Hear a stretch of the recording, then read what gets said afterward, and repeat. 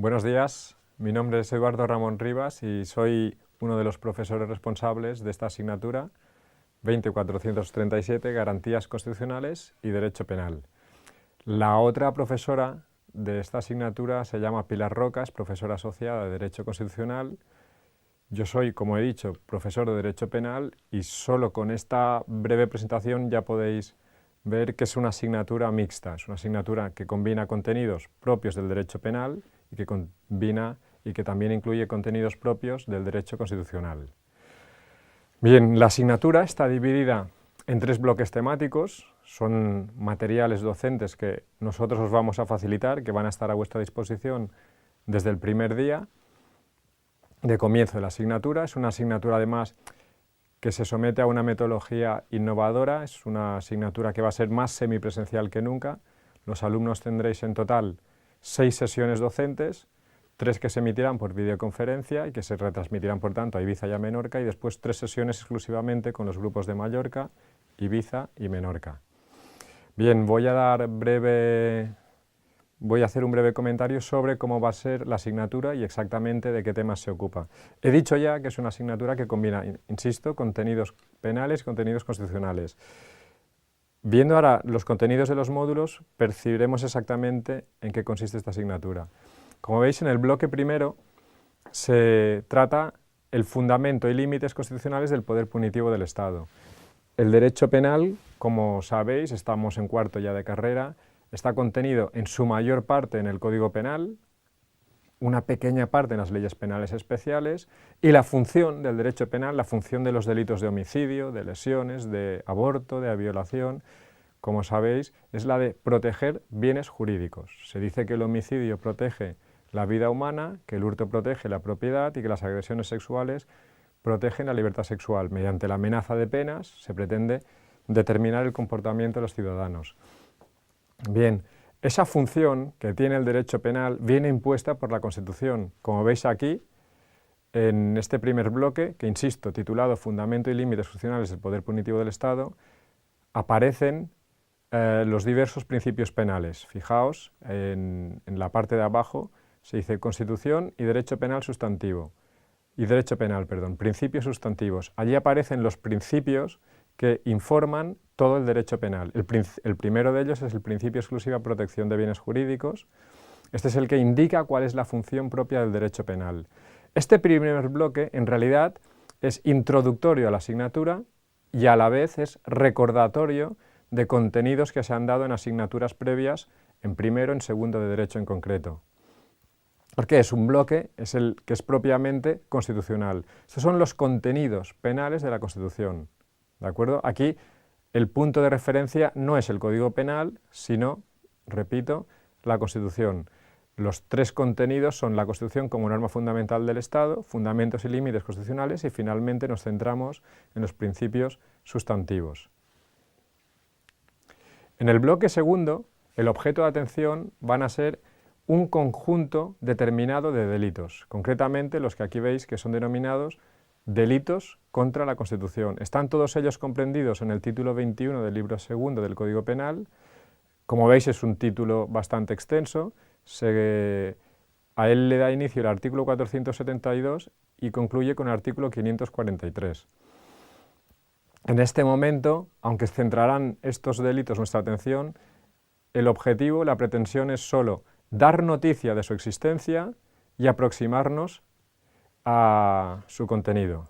No vamos a profundizar en su estudio porque el verdadero objeto de estudio son algunos de estos delitos que veremos en el bloque 3. Por tanto, el primer bloque se dedica, insisto, a los contenidos penales de la Constitución. El segundo bloque ya se centra en el Código Penal, en un grupo delictivo concreto. Fijaos que siempre está presente la conexión Constitución-Derecho Penal. Y finalmente, el bloque tercero, este sí constituye el verdadero centro de interés de esta asignatura. Se rubrica delitos contra la libertad, delitos contra la integridad moral, delitos contra la intimidad y delitos contra la Constitución.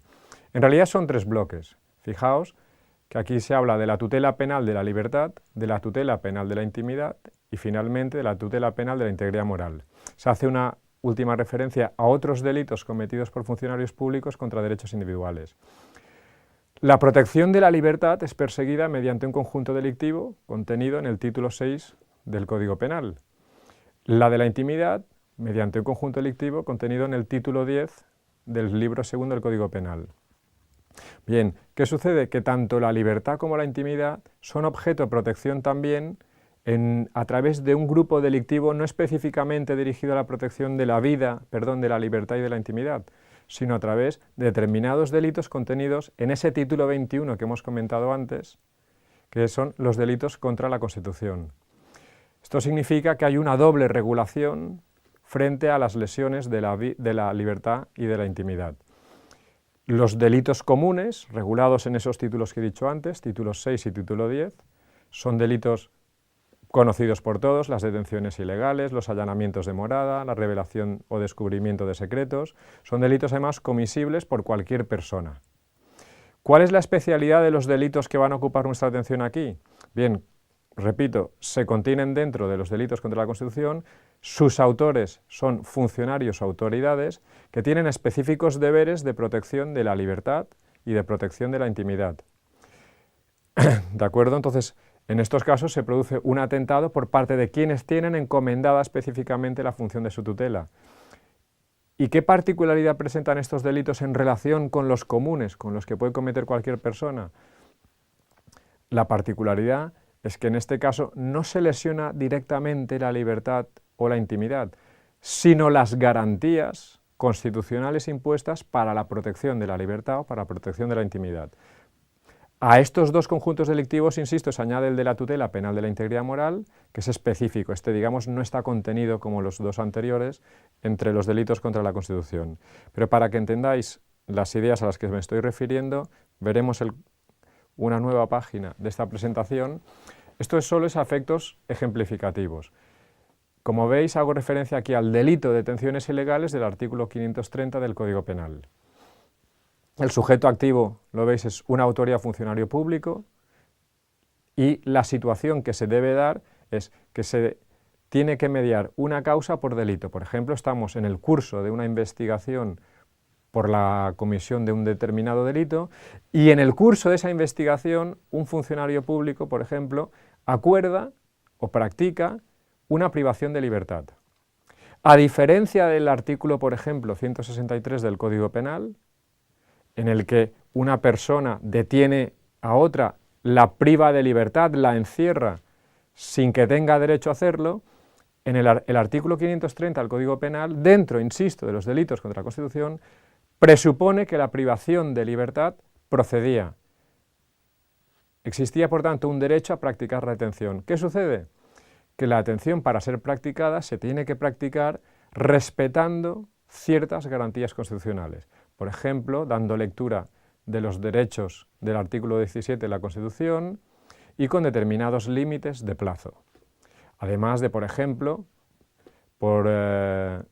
se deben respetar garantías impuestas no solo por la Constitución, sino fijaos que aquí se habla de, dentro de las conductas típicas, cuarto apartado, violación de las demás garantías constitucionales o legales. Esto es, el funcionario de policía, por ejemplo, que detiene a una persona, tiene que respetar las garantías del artículo 17 de la Constitución y también las garantías del artículo 520 de la Ley de Enjuiciamiento Criminal. Seguro que habéis oído hablar todos del derecho a la última llamada que se tiene cuando uno está detenido. Esto en España no existía, esto existía en las películas norteamericanas. En España lo que existía era un derecho a informar, no a llamar por tanto el detenido, sino un derecho a que se comunicara a sus familiares que estaba detenido y el lugar en el que lo estaba. Desde el pasado día 1 de noviembre, además, el detenido tendrá derecho, ahora sí en España, no ya a una última llamada, sino a comunicarse efectivamente con quien desee. Por tanto, el derecho, en este caso, es más ambicioso que el que existía o que el que existe en Estados Unidos. Porque si tienes derecho a hacer una llamada, igual no consigues comunicarte con la persona con la que querías hacerlo, pero ya has hecho tu llamada, y en cambio, en el derecho a comunicarte implica que debes tener éxito en la comunicación, y hasta que ésta no se consiga, el derecho no se cumple.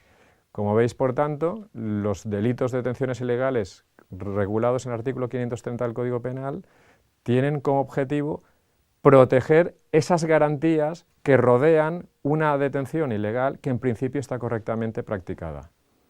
Bien, con esto doy por terminada esta presentación y espero que la asignatura pues, os guste. Muchas gracias.